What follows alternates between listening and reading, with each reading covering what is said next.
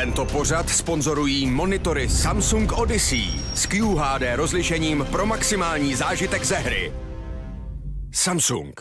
Hey guys, today at I Am Cologne we've got the special opportunity to have a talk with a very special CSGO eSport personality, Janko Paunovic. Thank you for having us. Yeah, thanks for having me. Thanks for the invite. Well, I would like to present you as an analyst, but throughout your career you have been a semi-pro player, you have been broadcast, person, analyst, then you've turned to coaching, and then you've come back to broadcasting. So is there something you haven't done?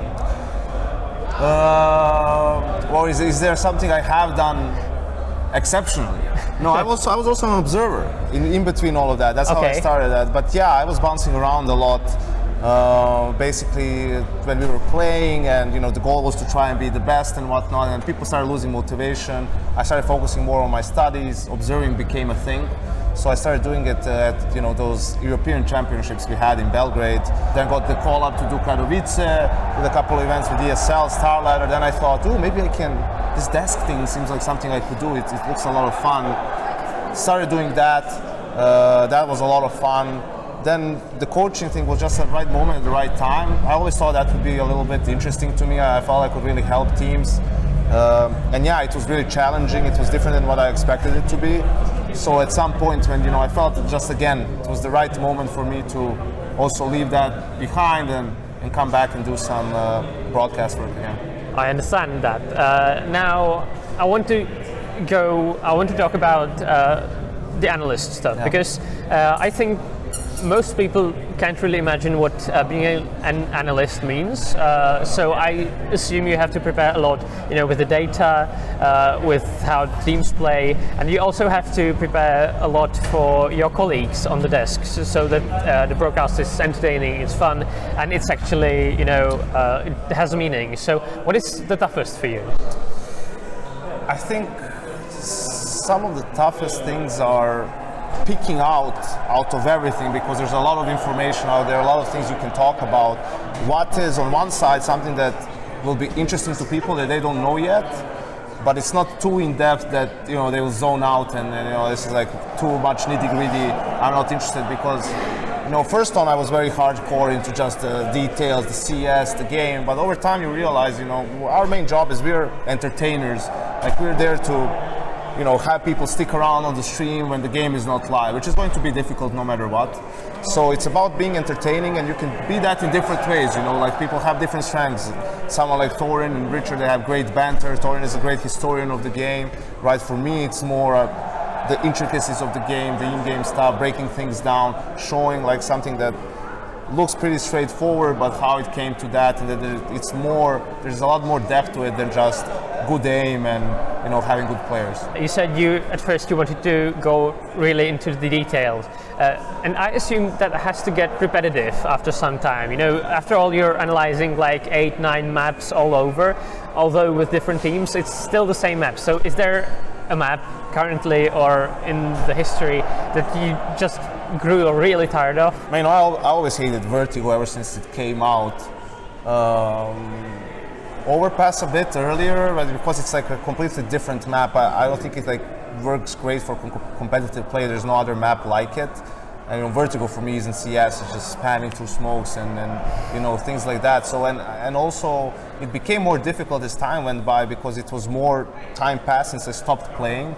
And it's always I always felt like you have to play even casually to remind yourself, how it actually works in the game, and not get too caught up by watching just the big picture and then underestimating some of the micro stuff that players have to deal with, on an individual level in some situations, right? So again, I felt like it helped a lot for my analyst work, the time that I spent coaching, because I learned a lot from those players. You could see the game from a different perspective, different angle. So yeah, it was a great experience all around. You mentioned in a podcast with Thorin, Reflections in late 2020, you mentioned that one of the reasons you turned to coaching was a bit of a burnout from the desk stuff. So did that help getting away from the analyzing and doing it in a different environment? Yeah, absolutely. You know, it made you appreciate some of the stuff that the difference between those two jobs, right? And how not less stressful, basically not stressful it is, right, compared to coaching.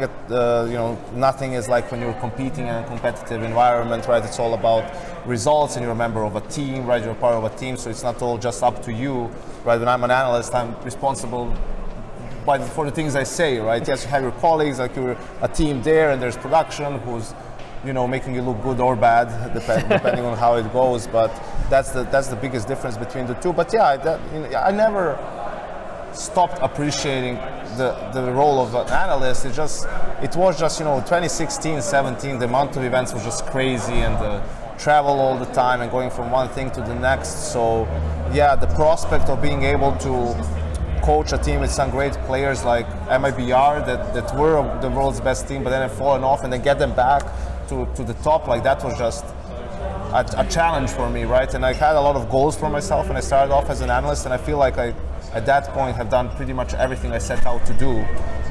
So yeah, it was just made a lot of sense at the time. Well, you then went back to broadcasting after coaching. So what made you choose broadcasting over coaching? Is it why didn't the relationship work out? I think it's a lot of things. Just the team was undergoing big changes. Nico was leaving, and for me, that coaching game leader duo it's always a duo the way you look at it. And there were some talks potential about is how big of a rebuilding, restructuring, are any other players potentially going to leave, what was going on, and there was a chance for me to stay, and but I don't think enough changes were going to happen where it made sense to do a full rebuild and then to keep going with some of the ideas that they had for the roster. I thought it was just better for both parties that we move our separate ways at that point. Well, some time ago it became a little bit of a trend that people from broadcasting went to coaching and to management, namely you, Moses, Henry G also. But now the trend is kind of died down, I think. Do you think that it was just a fad that faded and people found out it didn't work, or was it just the personal things and we may see it again in the future? I think we'll most definitely see it in the future as well. I think for us, as all of us felt individually that at that point that was something we wanted to do. We all, had a lot of desire to do it. We tried our best, but for different reasons, things didn't really work out to the extent that we wanted them to. And I don't think it puts, a bad name on the transition or anything. Every situation is specific, and I'm sure if you talk to, people who were involved in those projects from the ownership side or the managerial side or whatnot, I don't think they'll say that they regret that those projects taking place. It's just that, it didn't simply work out for a number of different reasons. I get that. One of other things I wanted to ask is, you're from Serbia, which is quite underrepresented on the CS scene. Why do you think that is? I think it's just a smaller region, smaller pool of players.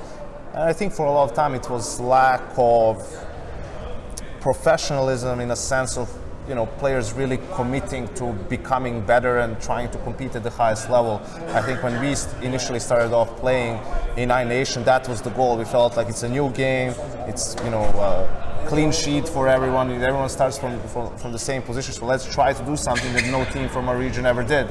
Be competitive at the highest level, go to these tournaments, and so on. And I think after people saw us achieve that to some extent, and especially once Nico started having his own career individually, right, and seeing that someone from our region can actually be one of the best players in the world, I think that started motivating some of the players that we have now, like Hunter to some extent, Madden, seeing that, okay, I can actually also, a guy who's from the same position as me can get to there. And I think what helped in most recent years, things like FPL and so on, where there's a path for players without a team, just individually, if you're good enough, hey, there's this way where you can get noticed. And once teams started picking up players like that from FPL and not just recycling the same old guys, I think that's when more people saw it as an actual legit opportunity. You've mentioned that 2016, 2017, there's been just a lot of events and the scene was kind of oversaturated. Do you think that the world pandemic kind of changed that we slowed down a bit, or it didn't change at all? Actually, initially it was even worse because I was coaching then, so tournament organizers didn't have to pay for travel or hotels or anything. Players were at home, so they just started changing formats a little bit, so there's more best of 3 series, there's more games, and became really grueling for the players. On top of that, you have different measures in different countries, curfews and whatnot, and you're just spending your time in your apartment, for days, really not being able to leave, right? So I don't think necessarily it's because of the pandemic. I think it's more other things, tournament organizers kind of fading out, some of them leaving the scene or leaving Counter-Strike to some extent, and some of the others taking a bigger chunk of the ecosystem. Now, if there's a kid out there who wants to become an analyst like you, what is the thing you will tell them? Well, I think that if it's someone who's not, let's say, the thing with analysts is that you have to have credibility, right? Because you're talking about in-depth stuff, you're criticizing players or praising them, right? So what gives you the right to do it in a way? So either, that's ex-pro players who are doing it, or it's someone who's just built up legitimacy through, let's say, hard work and just showing knowledge for the game. So if just someone who's out there and wants to do it, I would suggest just start up a YouTube channel, start up a stream, throw videos of analysis, whether you're breaking things down, whether you're just watching a game and going through it and explaining why teams and players are doing things, right? And it's going to be hard at first, you're probably going to get a lot of things wrong, but over time, with practice and stuff, you're going to get noticed. There's so many tournaments, ESL has the B stream, the C stream, there's challengers, Meisterschafts, whatnot, there's always demand for, more talent in a way. So yeah, it's about getting noticed, sending your reel or your videos or whatever to people who are hiring or who are at these different organizations and just trying to get noticed, trying to get your opportunity, and then once you get it, don't screw up. Well, I think that's some really good advice there. So I want to thank you for having us to come and to talk with us. But I think more importantly, I want to thank you for all the stuff you've been doing for the Counter-Strike esports scene, for making the streams entertaining, making them interesting. And I think that's something we all don't really appreciate, but we should. So thank you for that. Thanks. I'm just out there having fun, man. It's not really a job. It's just talking CS with my friends and sharing it with a lot of people all over the world. So I'm having a great time. Well, I think that's the best. So thank you once again. Thanks. Thank you.